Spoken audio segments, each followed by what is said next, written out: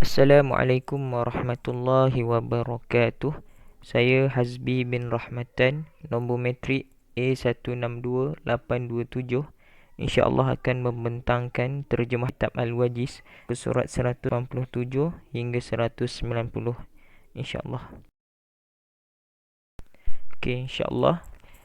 Kaedah ini adalah merupakan satu pecahan daripada kaedah al-yakin la yuzalu bisyak. Okey, kaedah yang saya akan bentangkan adalah berbunyi al-aslu idafah hadis ila aqrabi awqatihi, ataupun al-aslu fi kulli hadis takdirihi bi aqrabi zaman. Okey, kaedah ini bermaksud asal kepada sesuatu kejadian ataupun insiden itu disandarkan kepada waktunya yang terdekat.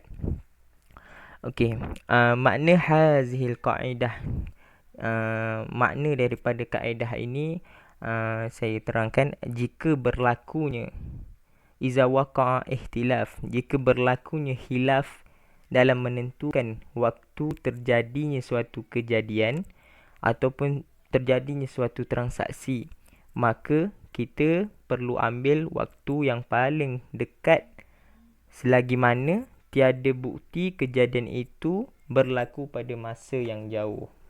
Okey. Sebab apa kita perlu ambil waktu yang dekat? Kerana dalam kitab ini ada tulis li'annal waqtul aqrab qad ittifaq, yang mana waktu yang dekat itu ittifaq, tiada hilaf, confirm.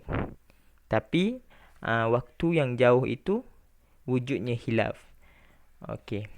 Furu' ala hazihil qa'idah. Contoh-contohlah pecahan daripada kaedah. Contoh daripada kaedah ini. Lau tubayyin. Contohnya, jika terdapatnya kecacatan pada barang belian selepas berlakunya qabdun, iaitu penerimaan. Kemudian pembeli mendakwa barang itu rosak berasal daripada penjual, sedangkan penjual mendakwa berasal daripada pembeli. Dihukumkan kerosakan itu, maka dihukumkan kerosakan itu berlaku pada pembeli kerana ia paling hampir dengan masa kerosakan.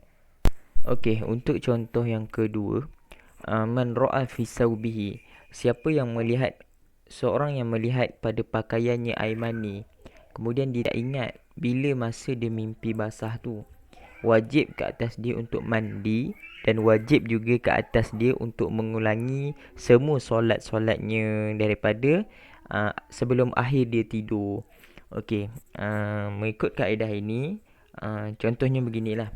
Seorang ni dia baru perasan yang dekat pakaian dia tu ada air mani. Berkemungkinan air mani ni dah 2 hari lepas ada dekat pakaian dia.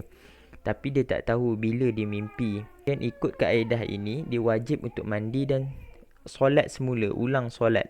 So solat itu perlu diulangi adalah solat diambil bi aqrabi zaman, yang mana solat yang terdekat sebelum akhir dia tidur. Maka solat itu jelah yang perlu diulangi. Okey. Yang ketiga, wa man daraba batan hamil.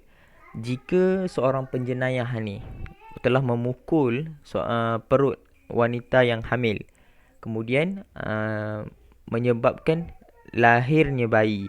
Kemudian selepas selang berapa waktu bayi tersebut meninggal dunia, maka mengikut kaedah ini penjenayah tidak akan dipertanggungjawabkan. Disebabkan apa? Sebab berkemungkinan bayi itu mati bukanlah disebabkan pukulan yang dilakukan penjenayah tersebut. Okey, contoh yang keempat, iza'at az-zaujah. Okey, isu ini adalah berkaitan dengan talak al-far', talak yang mana talak nak menghalang daripada pewarisan. Si isteri mendakwa bahawa dia ni telah ditalakkan oleh suami dia ketika suami ni sakit tenat. Supaya apa? Supaya dia tidak menghalanglah kelayakan untuk si isteri ni mewarisi. Tapi ahli waris mendakwa suami itu telah menceraikan si isteri ni waktu itu masih lagi sihat. Tujuan dia untuk menghalanglah isteri itu untuk mewarisi. So mengikut kaedah ini, yang akan diambil kira adalah kata-kata si isteri, melainkan ahli waris membawa bukti yang talak itu ketika suami masih lagi sihat. Okey. Contoh yang kelima, contoh berkaitan dengan iza'ad mahjur, transaksi seorang yang mahjur. Okey, mahjur ini maksudnya seorang yang dilarang atau tak layak untuk mengadakan jual beli. Seperti seorang yang belum mumayyiz ataupun seorang yang gila. Okey, contoh situasinya begini. Dia ni penjual kepada pembeli itu yang dia telah menjual barang itu kepada pembeli selepas dia menjadi mahjur. Maknanya selepas dia hilang kelayakan menjual lah. Kemudian pembeli ni pula berkata yang dia ni telah membeli barang tersebut masa si penjual itu belum jadi mahjur lagi. Maknanya dia masih berkelayakan lah untuk menjadi untuk mengadakan transaksi itulah. So mengikut kaedah bi'aqrabiz zaman, yang diambil kira adalah kata-kata si mahjur itulah ataupun kata-kata si penjual itu, kerana itu lebih dekat. Okey, untuk pengecualian dalam kaedah ini, yang mana kaedah bi'aqrabiz zaman ini tidak terpakai. Yang pertama, iza qala al-wakil, jika berkata seorang wakil dalam jual beli, dia telah melakukan akad salam sebelum berlakunya perpisahan, anil wakalah, berpisah daripada wakalah tu. Kemudian berkata pemberi wakil ni berkata, akan tetapi akad salam itu berlaku selepas berpisah daripada hubungan wakalah itu.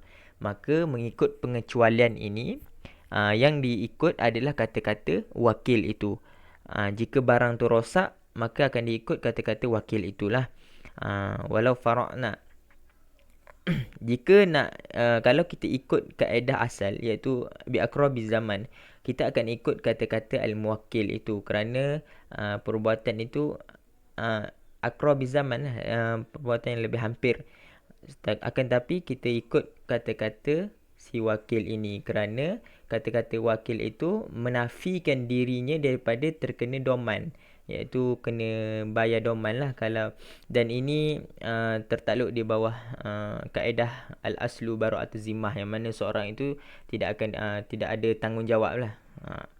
So bihilafi ma idza kana al-mubi', jika barang itu tak rosak, maknanya kekal lah sedia ada, maka yang kita akan ikut adalah kata-kata al-muwakkil itu.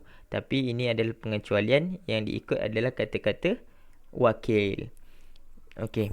Yang kedua, pengecualian yang wa iza syahsun li ghairihi, jika berkatalah seorang itu kepada yang lain, aku telah memotong tangannya sedangkan aku masa itu kecil. Kemudian berkata seorang yang lain lah, dia berkata, akan tetapi kamu telah memotong tangannya sedangkan kamu masa itu dah besar. Maka yang akan diterima adalah kata-kata orang yang kata mula-mula tadi, yang potong waktu kecil itu, kerana untuk menafikan dirinya daripada terkena doman. Ini sama juga macam kaedah yang atas tu lah, untuk mungkin al-aslu bara'atuz zimmah. Maka kalau nak diikutkan, ikut kaedah bi'aqrabiz zaman, kita akan ikut kata-kata orang yang mengatakan potong waktu dah besar itu, kita akan ikut. Tapi ini pengecualian, yang dia akan ikut kata orang yang memotong tangan waktu kecil itu. Okey, yang ketiga, pengecualian yang ketiga, contoh dia, jika seorang isteri pasangan Kristian, dia telah mendakwa bahawa dia telah pun muslimah selepas kematian suami Kristiannya, untuk membolehkannya dia mewarisi lah, kerana kalau berbeza agama maka tak boleh untuk mewarisi. Okey. Kemudian dakwaan pula, dia perempuan telah pun isteri-isteri itu muslimah sebelum lagi kematian suaminya. So mengikut pengecualian ini, yang dia akan ikut adalah kata-kata dakwaan pada ahli waris jika berdasarkan istishab makus. Iaitu istishab makus ini adalah dia mengikut apa yang ada sekarang ini, mengikut apa yang sebelumnya. So si isteri sekarang muslimah, maka dianggap muslimah lah sebelum ini. Okey, itu saja untuk terjemahan kitab Al-Wajiz muka surat 187 hingga 190 ini. Okey, sekian. Terima kasih. Assalamualaikum warahmatullahi wabarakatuh.